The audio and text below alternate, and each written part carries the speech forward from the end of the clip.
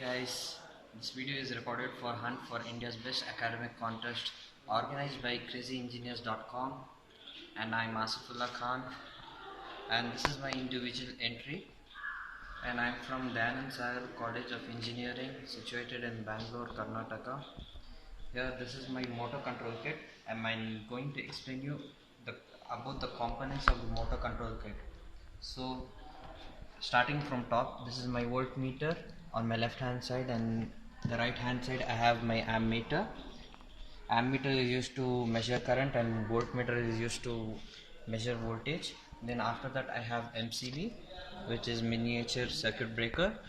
This will break the circuit whenever the voltage is beyond 10 amperes, and this the limit of the circuit breaker is only 10 amperes, so beyond 10 amperes this circuit will break. And here I have contactors, and this part of this part is called contactor, and these are my auxiliary contacts for extra control. And over here I have my OLR. This is my OLR. OLR is overload relay. This relay controls the current. Relay will control the current, and it limits the current to whatever ampere we are set.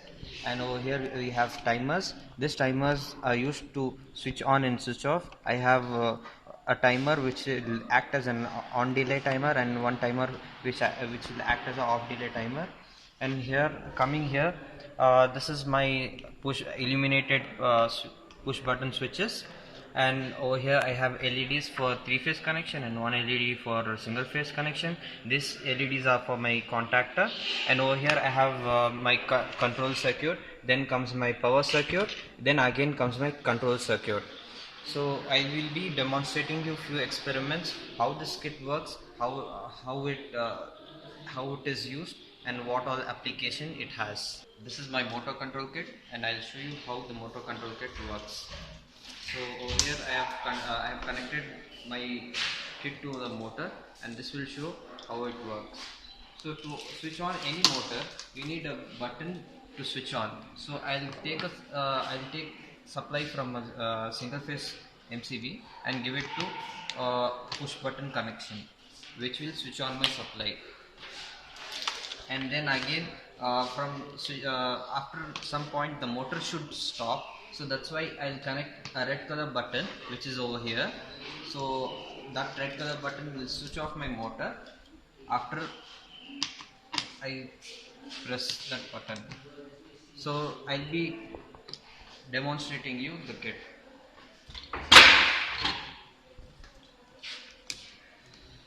So I have switched on my kit. So when I push the button, the motor works. So over here what is happening is this is switching on and switching off of the motor. This is called inching operation, which will start the motor, and when I leave my finger it will switch off. So I have to give a circuit called latching circuit, which will keep the motor in one position. If I switch it on, it will keep it in on position, and if I switch it off, it will keep it off position. So here is my latching circuit ready, and now when I switch it on and leave my finger, the motor is on.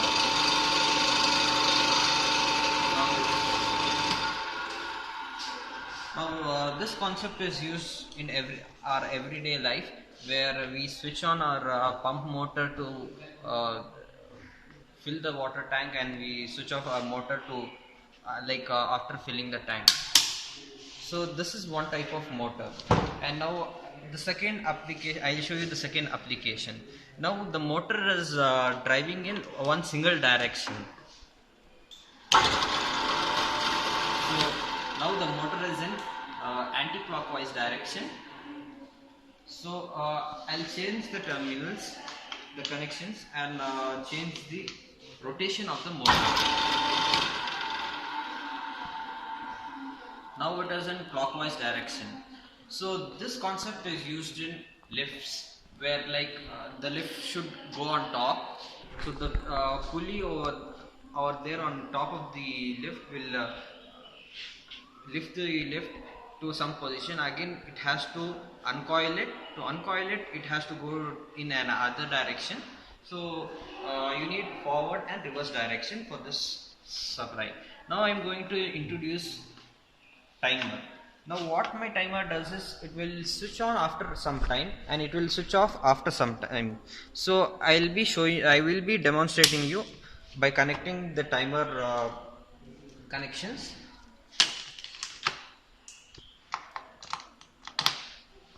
So we use this timer in our daily life.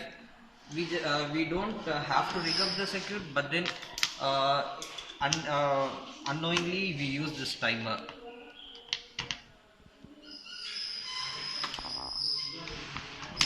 So here my timer circuit is ready.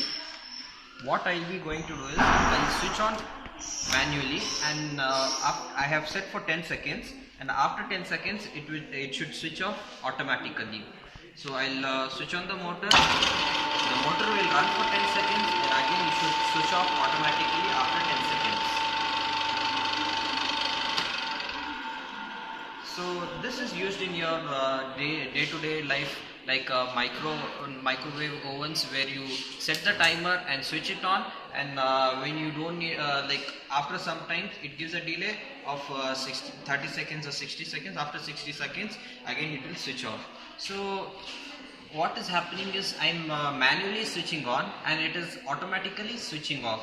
So I'll reverse the concept, where I'll be switching on automatically and switching off manually.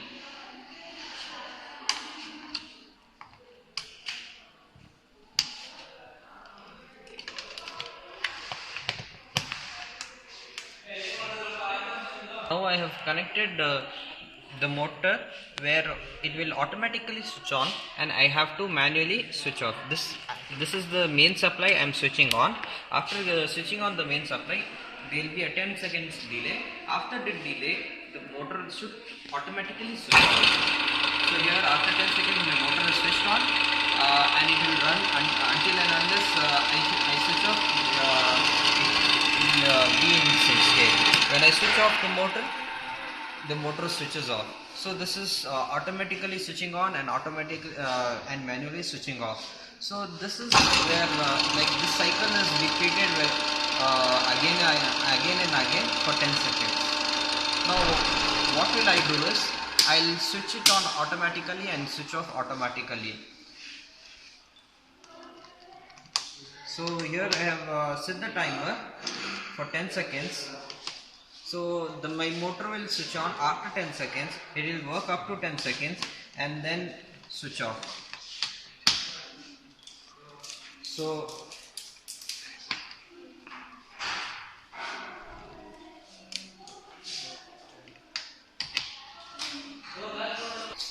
what happens is my motor will switch on after 10 seconds, then again work for 10 seconds, then again switch off after 10 seconds. So I switch on the supply, count to 10 seconds, and then after 10 seconds the motor will automatically switch on. Now after 10 my motor will work for 10 seconds. After 10 seconds it is automatically switching off. So this concept is used in your day-to-day life. It is used in the washing machines, where it will, like after we put clothes and set up the timer, it will automatically switch on the rotor motor, and it will wash the clothes and you'll have the washed clothes ready. So this is how this kit works, and you have many more applications where I'll be showing if time allows me. This kit is mainly used in industries.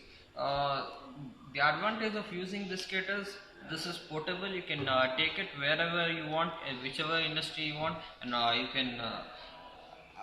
you can apply any concept and run the motor.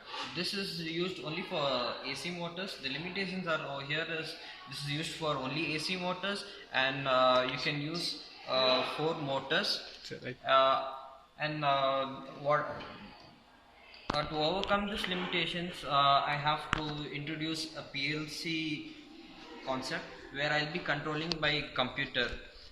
What will happen is I'll just program it in computers and the kit will start working. And my project should win this contest because one oh here this I want this kit to be implemented in all the industries, so that it is portable, and wherever like a kit panel board is does not work, this kit can be replaced by that till it gets repaired. We can use this kit, and after repairing it we can give it to any other industry. And then again the second point is like where we can show this to educational institutions and show them how industries work and what all happens in industries. And the other point is like for my future projects it would help me a lot.